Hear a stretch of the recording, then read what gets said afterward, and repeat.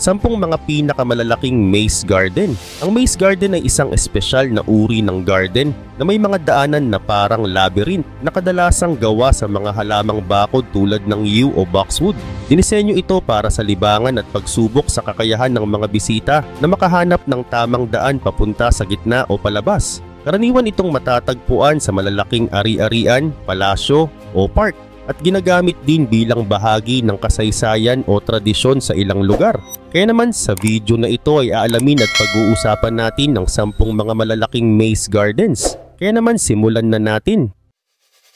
Number 1. Longleat Hedge Maze. Sa Wiltshire, England ay matatagpuan ng Longleat Hedge Maze, isa sa pinakamalaking maze gardens sa buong mundo. Hindi lang ito basta destinasyon, kundi isa rin itong simbolo ng sining, kasaysayan at koneksyon sa kalikasan. Dinadayo ito ng mga tao mula sa iba't ibang panig ng mundo para maranasan ang hamon at kasiyahan na hatid nito. Noong 1975 ay pinagawa ni Henry Tin, ang ika-6 na Marquess ng Bath, ang maze bilang bahagi ng pagpapaganda ng Longleat Estate. Si Greg Bright na isang kilalang landscape architect ang nagdisenyo nito. Ang layunin nila ay lumikha ng isang maze na magbibigay ng kakaibang experience sa mga bisita.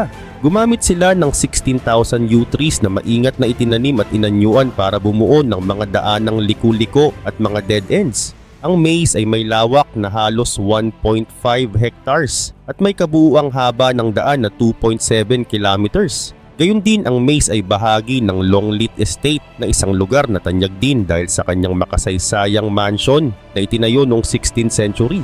Ang mansion ay isang masterpiece ng Elizabethan architecture na naging tahanan ng pamilyang Tin sa loob ng maraming siglo. Ang maze ay idinagdag upang mas gawing kawili-wili ang estate para sa mga turista at bisitang naghahanap ng kakaibang karanasan. Kapag pumasok ka sa maze, ay agad mong mararamdaman ang hamon at misteryo nito. Ang mga hedge na umaabot sa higit 2 meters ang taas ay nagbibigay ng pakiramdam na ikaw ay nasa ibang mundo. Ang maze ay puno ng liku-liko at dead ends na susubok sa iyong tiyaga at katalasan ng pag-iisip. Sa gitna nito ay may isang wooden observation tower kung saan makikita mo ang kabuuan ng maze at magbibigay daan upang muling ayusin ang iyong direksyon. Simula nang ito'y mabuksan, ang Longleat Hedge Maze ay naging paboritong atraksyon ng milyon-milyong tao. Nagdadala ito ng kasiyahan sa mga pamilya at grupo ng kaibigan na naghahanap ng bagong karanasan. Sa panahon ng modernong teknolohiya, ang maze ay paalala na minsan ang mga simpleng bagay tulad ng paghahanap ng tamang daan ay nagbibigay ng tunay na saya at aliw. Number 2. Yancheng Dafeng Dream Maze. Sa malawak na kapatagan ng Dafeng, isang maliit na distrito sa Yancheng, Jiangsu Province sa China, ay matatagpuan ang isang monumental masterpiece ng sining at kalikasan, ang Yancheng Dafeng Dream Maze. Kilala bilang isa sa pinakamalaking maze gardens sa buong mundo, ito ay higit pa sa isang park. Isa itong kwento ng malikhaing pangarap, collaboration at pagsasabuhay ng kasaysayan ng China sa makabagong paraan. Noong 2018 ay sinimulan ng lokal na pamahalaan ng Dafeng ang proyektong ito bilang bahagi ng mas malawak na plano upang gawing tanyag ang kanilang rehiyon sa pandaigdigang turismo. Bagamat kilala na ang Dafeng sa natural nitong yaman tulad ng mga wetlands na tirahan ng mga red-crowned cranes, ay ninais ng pamahalaan na magtayo ng isang atraksyong magpapakita ng kasaysayan, sining at modernong kultura ng China. Sa tulong ng mga eksperto sa landscape design ay inilunsad ang proyekto upang pagsamahin ng traditional architecture at makabagong teknolohiya sa isang obra na magdadala ng saya at inspirasyon sa mga turista mula sa iba't ibang panig ng mundo. Maliban dito, ang Yancheng Dafeng Dream Maze ay sumasaklaw sa higit 35,000 square meters na ginagawang isa sa pinakamalaki at pinakamalawak na maze sa buong mundo. Ang disenyo nito ay binuo batay sa tradisyonal na sining ng China na sinamahan ng mga intricately designed pathways na gawa sa libu-libong halaman. Ang mga daanan ay pinalilibutan ng mataas at makakapal na hedge walls na nagbibigay hamon sa sino mang susubok hanapin ang tamang landas palabas. Mayroon itong mga natatanging bahagi na may temang nagpapakita ng yaman ng kasaysayan at kultura ng China. Kabilang dito ang mga dekorasyong inspirasyon mula sa mga alamat at mitolohiya tulad ng dragon at phoenix at mga eskulturang nagpapakita ng tradisyonal na sining ng mga ninuno. Mayroon ding mga makabagong teknolohiya tulad ng QR codes at augmented reality experiences na nagdadala ng karagdagang saya sa mga bisita. Number 3, Reynac-sur-Indre Maze. Noong 1990s, sa isang maliit at tahimik na nayon ng Reynac-sur-Indre sa France, ay isang kakaibang ideya ang naisip ni François Dallaire, isang magsasaka. Imbes na gawing karaniwang taniman ng mais ang kanyang lupa, ay naisip niyang gawing isang maze o labyrinth ang kanyang mga pananim. Ang simpleng ideya na ito ang nagbigay daan sa pagbuo ng Reynac-sur-Indre Maze, na ngayon ay kinikilala bilang isa sa pinakamalaking maze garden sa buong mundo. Ang maze na ito ay matatagpuan sa Loire Valley, isang rehiyon sa France na kilala sa magagandang tanawin at makasaysayang lugar. Tinatawag ang lugar na ito na The Garden of France dahil sa mga castle, garden at natural na kagandahan nito. Dahil dito ang Loire Valley ay naging tamang lugar para sa isang atraksyong tulad ng maze. Samantala, noong 1996 ay unang ginawa ni François ang maze gamit ang kanyang taniman ng mais. Hindi ito isang pangkaraniwang maze dahil napakalaki nito at bawat taon ay binabago niya ang disenyo. Sa bawat bagong layout ay nagkakaroon ng kakaibang hamon at karanasan ang mga bisitang pumupunta. Gayun din, ang maze ay may mahigit 4 kilometers ng mga landas na kailangang tahakin para marating ang dulo. Ginawa ni François ang maze hindi lang para sa kasiyahan, kundi para makapagbigay din ng bagong atraksyon sa kanilang nayon. Nais niyang tulungan ang kanilang komunidad sa pamamagitan ng pagdadala ng turismo. Sa maze ay maraming trabaho ang nalikha, mula sa mga nagtatanim ng mais hanggang sa mga nag-aayos ng maze at nagbebenta ng pagkain at souvenir sa paligid. Dahil dito ay naging kilala ang Reynac-sur-Indre at dumami ang bisitang turista sa lugar. Karagdagan pa, ang karanasan sa loob ng maze ay parang isang pakikipagsapalaran. Kapag pumasok ka ay makikita mo ang napakataas na mga tanim na mais na tila bumabalot sa iyo. Ang bawat landas ay puno ng misteryo, ang ilan ay tamang daan, habang ang iba ay dead ends. Habang naglalakad ka ay hindi mo maiwasang makaramdam ng excitement at hamon sa bawat liko. Subalit ang Reynac-sur-Indre Maze ay hindi lang naging tanyag sa France. Naging inspirasyon din ito para sa paggawa ng mga maze sa iba't ibang bahagi ng mundo, tulad sa United States at United Kingdom. Number 4, Van Dusen Gardens Elizabethan Hedge Maze. Sa gitna ng lumpiang tanawin ng Van Dusen Botanical Garden sa Vancouver, Canada, ay matatagpuan ng Elizabethan Hedge Maze, isang natatanging atraksyon na kilala bilang isa sa pinakamalaking maze sa buong mundo. Hindi lamang ito isang libangan para sa mga bisita, ito rin ay isang simbolo ng sining, kasaysayan at koneksyon ng tao sa kalikasan. Ang maze ay itinayo noong 1981 bilang bahagi ng layunin ng Van Dusen Garden na magbigay ng kakaibang karanasan sa mga bisita. Ang disenyo nito ay hango sa mga maze noong panahon ni Queen Elizabeth I sa England, kung kailan ang mga hedge maze ay naging tanyag bilang simbolo ng karangyaan at talino. Ginamit ang Western Red Cedar bilang pangunahing halaman na kilala sa tibay at kakayahan nitong manatiling green sa malamig na klima. Ang bawat halaman ay maingat na itinanim upang bumuo ng matibay at makapal na dingding ng maze na tumatagal sa paglipas ng panahon. Samantala, matatagpuan ang maze sa gitna ng Van Dusen Botanical Garden, isang dating golf course na ginawang garden noong 1975. Sa loob ng 55 hektaryang lupain nito, ang maze ay isa sa pinakapopular na atraksyon. Ang mga pasikot-sikot na landas nito ay nagbibigay ng hamon sa mga bisita, habang ang kanilang paglalakbay patungo sa gitna ay puno ng misteryo at kasiyahan. Sa kalagitnaan ng maze ay may isang observation platform na nag-aalok ng view ng kabuuan ng maze at ng paligid nito na nagsisilbing gantimpala para sa mga matagumpay na nakatapos sa hamon. Bukod sa aliw na hatid nito, ang maze ay may malalim na kahalagahan. Ito ay naging lugar ng pagkakaisa ng mga pamilya, magkaibigan at mga turista na sama-samang tinatahak ang hamon ng maze. Nagdadala ito ng kasiyahan ngunit nagbibigay din ng pagkakataong magmuni-muni at mapalapit sa kalikasan. Para sa mga tagapangalaga ng kalikasan, ang maze ay isang halimbawa ng responsabling landscaping. Ang paggamit ng lokal na halaman at minimal maintenance ay nagpapakita ng tamang pangangalaga sa kapaligiran. Number 5, York Maze. Sa gitna ng malawak na taniman sa Yorkshire, England ay matatagpuan ang York Maze na isa sa pinakamalaking maze garden sa Europe. Hindi lang ito basta tanawin dahil isa itong obra ng creative imagination, isang lugar kung saan ang kasiyahan, edukasyon at kalikasan ay nagtatagpo. Ang York Maze ay naging simbolo ng pagkamalikhain at patunay na kahit ang isang simpleng taniman ay maaaring gawing pambihirang karanasan. Samantala, nagsimula ang lahat noong 2002 nang si Tom Piercy, na isang dating magsasaka ay mag-isip ng kakaibang paraan upang magamit ang kanyang taniman ng mais. Sa halip na simpleng anihin ang mga pananim ay naisip niyang gumawa ng maze na maaaring pasyalan ng mga tao.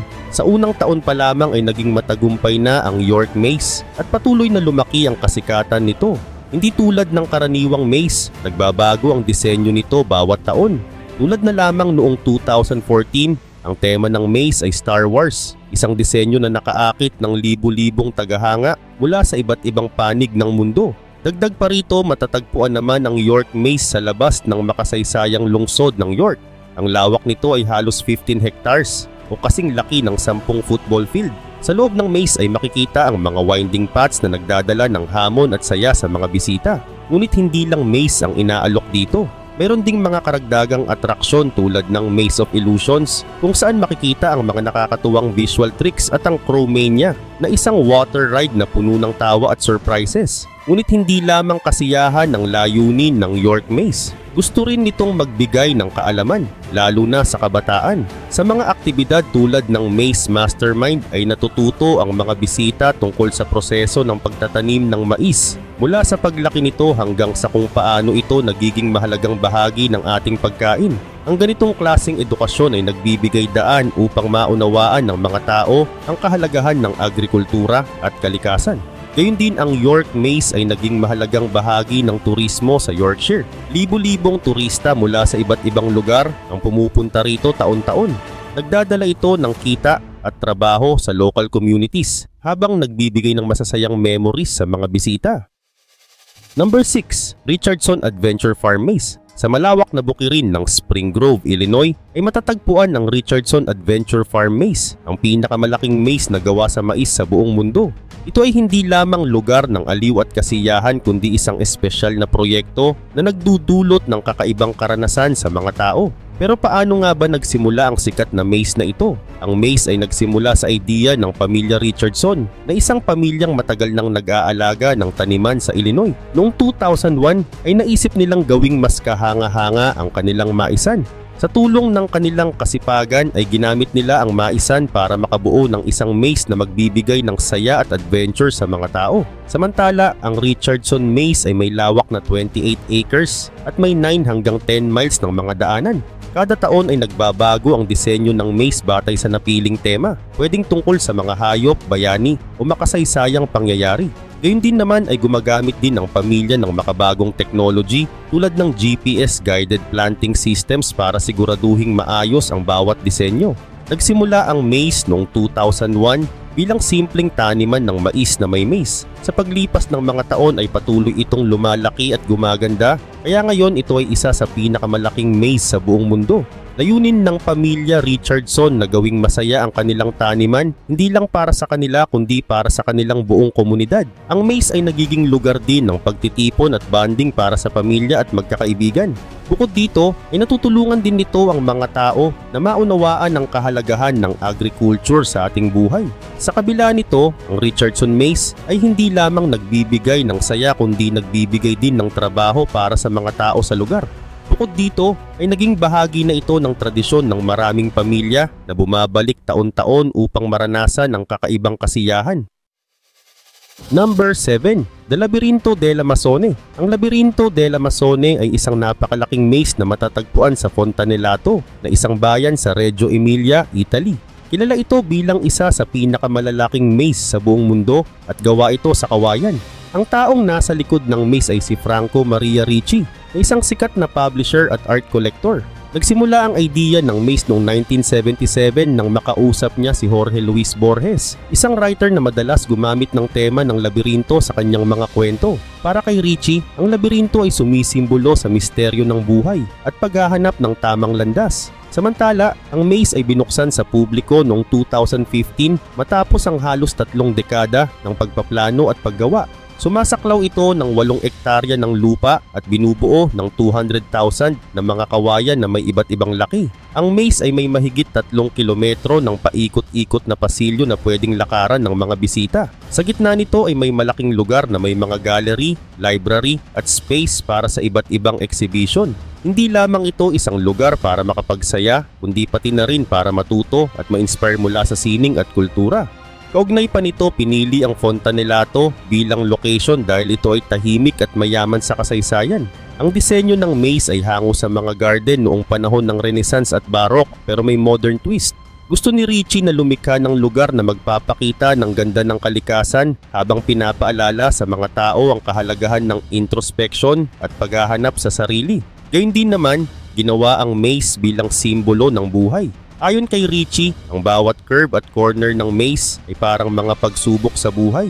Hindi laging malinaw ang tamang daan pero bahagi ito ng ating paglalakbay. Ang space sa gitna ng maze ay idinisenyo para sa mga pagtitipon, concert at iba't ibang kaganapan na nagtataguyod ng sining at pagkakaisa. Sa kasalukuyan ay dinarayo ang Labirinto della Masone ng mga turista mula sa iba't ibang panig ng mundo. Bukod sa pagiging pinakamalaking maze na gawa sa kawayan, ito rin ay isang halimbawa ng tagumpay sa kombinasyon ng sining at kalikasan. Dahil gawa ito sa kawayan, ay ipinapakita rin nito ang halaga ng paggamit ng sustainable materials para sa mga proyekto. Number 8. Hampton Court Maze. Noong 1690s sa panahon ni Haring William III ay itinayo ang Hampton Court Maze upang maging bahagi ng luxurious garden ng Hampton Court Palace. Ang maze ay dinisenyo ng mga kilalang landscape architect na sina George Landon at Henry Wise. Layunin nito na magbigay aliw at magpakitang gila sa mga bisita ng palasyo. Samantala, ang maze ay itinanim gamit ang mga halamang hawthorn at hornbeam. Ngunit pinalitan ito ng yew upang tumagal at maging mas makinis ang hitsura. Sa lawak na 1,350 square meters at may daang paikot-ikot na umaabot sa 800 meters, ang maze ay ginawa bilang isang challenge sa sino mang pumasok dito. Hindi ito basta-bastang landas dahil puno ito ng mga dead ends at curves na susubok sa tiyaga at talino ng mga panauhin. Kaugnay nito noong panahon ng 17th century ay sikat ang maze bilang simbolo ng karangyaan, talino at entertainment. Ginamit ito ng mga maharlika para sa kasiyahan at para rin ipakita ang kanilang kapangyarihan at pagiging sophisticated. Para kay Haring William III, ang maze ay isang paraan upang gawing mas kahanga-hanga ang Hampton Court Palace habang nagbibigay aliw sa kanyang mga bisita. Sa loob ng maze ay mararamdaman ng sino mang pumapasok ang saya ng paghahanap sa tamang daan. Ngunit hindi ito ganoon kadali dahil ang maraming dead ends at paikot-ikot na landas ang nagbibigay ng challenge. At noong 1800s ay kinilala ang Hampton Court Maze bilang isa sa pinakamalaking maze sa buong Europe. Sa kabila nito, ang maze ay hindi lang tungkol sa kasiyahan. Para sa maraming tao, ito ay naging simbolo ng hamon ng buhay, na isang paglalakbay na puno ng pagsubok, pagkakamali at tagumpay. Sa bawat liko ay parang nagbabalik ang panahon ng mga hari at reyna na parang bahagi ka ng kanilang mundo. Sa ngayon, ang Hampton Court Maze ay nananatiling kilala at dinarayo ng maraming turista mula sa iba't ibang bahagi ng mundo. Bahagi rin ito ng mas malawak na garden ng Hampton Court Palace na puno rin ng magagandang tanawin, fountain at iba pang attraction. Ito rin ay isa sa mga pinakamahusay na halimbawa ng disenyo ng garden noong 17th century. Number 9. Labyrinth Park of Horta. Sa hilagang bahagi ng Barcelona ay matatagpuan ang Labyrinth Park of Horta na isang lugar na puno ng ganda at kasaysayan. Ito ang pinakamatandang park sa lungsod at kilala dahil sa malaking maze na dinarayo ng mga tao mula sa iba't ibang bahagi ng mundo. Samantala, noong 1791, si John Anthony Desvalls y Dardena na isang mayamang marquis ang nagpasimula ng proyekto para itayo ang park. Gusto niyang lumikha ng isang espesyal na lugar na magpapakita ng ganda ng kalikasan at magsisilbing simbolo ng paglalakbay ng tao sa buhay. Kumuha siya ng Italian architect na si Domenico Baguti at isang gardener na si Joseph Del Valle upang buuin ang park. Ang pangunahing bahagi ng park ay ang maze na simbolo ng mga hamon at tagumpay na dinaraanan ng bawat tao sa buhay. Ang disenyo ng park ay pinag-isipan at bawat bahagi nito ay may kahulugan. Gayun din naman, ang maze ay ang pinakasentro ng park. Ito ay gawa sa mga mataas na halaman ng cypress na bumubuo ng mga daan. Kapag nahanap mo ang tamang landas, ay makakarating ka sa gitna kung saan naroon ang estatwa ni Eros, ang Diyos ng pag-ibig. Ang estatwang ito ay sumisimbolo sa layunin ng buhay at ito ang pagmamahal, kaligayahan at kapayapaan. Bukod sa maze ay may iba pang mga magagandang lugar sa park. Naroon ng mga pavilion tulad ng Temple of Danae at Temple of Artemis na may inspirasyon mula sa Greek mythology. Mayroon ding romantic garden na idinagdag noong 19th century kung saan maaaring magpahinga at magmuni-muni habang pinapalibutan ng mga lilim ng puno at tunog ng dumadaloy na tubig mula sa mga pond. At noong 1967, ang pamilya Desvalls ay nag-donate ng park sa gobyerno ng Barcelona. Mula noon, ito ay binuksan sa publiko bilang isang lugar na pwedeng pasyalan at mag-enjoy sa kalikasan. Sa kabila ng pagiging bukas sa lahat ay maingat na inalagaan ng gobyerno ang park upang mapanatili ang orihinal nitong disenyo at kagandahan. Sa kabila nito, ang Labyrinth Park of Horta ay hindi lamang isang tourist spot. Ito rin ay isang cultural heritage na nagbibigay inspirasyon sa mga tao. Number 10. Ashcombe Maze. Sa Mornington Peninsula sa Victoria, Australia ay matatagpuan ang Ashcombe Maze and Lavender Gardens na isang sikat na destinasyon na kilala bilang isa sa pinakamalaki at pinakamatandang maze gardens sa bansa. Dinadayo ito ng maraming tao dahil sa taglay nitong ganda at kasiyahan na nagbibigay ng kakaibang karanasan. Samantala, noong 1970s, ang mag-asawang sina John at Sue Daly ay nagkaroon ng idea na magtayo ng isang maze bilang atraksyon. Pinili nila ang isang luma at simpleng bukirin bilang lugar kung saan magsisimula ang kanilang proyekto. Sa kanilang tiyaga at sipag ay nagtanim sila ng cypress na lumaki ng mataas at makapal, kung kaya't nabuo ang Ashcombe Maze. Sa kasalukuyan, ito ay kinikilala bilang unang hedge maze sa Australia. Gayun din naman, ang Ashcombe Maze ay may dalawang bahagi, ang hedge maze at ang rose maze. Ang hedge maze ay gawa sa mahigit 4,000 na mga halaman na bumuo ng masalimuot na daanan na nagdadala ng saya at challenge sa mga bisita. Habang ang rose maze ay puno ng higit sa 1,200 na uri ng rose na nagbibigay ng magagandang tanawin at mabangong paligid. Maraming turista ang nag-e-enjoy sa paglalakad dito habang sinusubukang hanapin ang tamang daan. Bukod sa mga maze, ang Lavender Gardens ay isa ring pangunahing atraksyon. Mayroong mahigit 40 na uri ng lavender na nakatanim dito. Ang bango ng lavender ay nagbibigay ng relaxing feeling sa mga bisita. Ginagamit din ang mga lavender na ito sa paggawa ng mga produkto tulad ng soap, essential oils at iba pang mga souvenir. Sa katunayan, ang Ashcombe Maze ay naging paboritong lugar ng mga pamilya, turista at maging ng mga ikinakasal. Dito ginaganap ang mga kasalan at iba pang espesyal na okasyon dahil sa natural na ganda ng paligid. Maraming bata at matatanda ang nasisiyahan sa pagsubok na malagpasan ng maze at sa pagtuklas ng magagandang tanawin. Hanggang ngayon, ang Ashcombe Maze ay simbolo ng pagmamahal sa kalikasan at pagkamalikhain ng tao.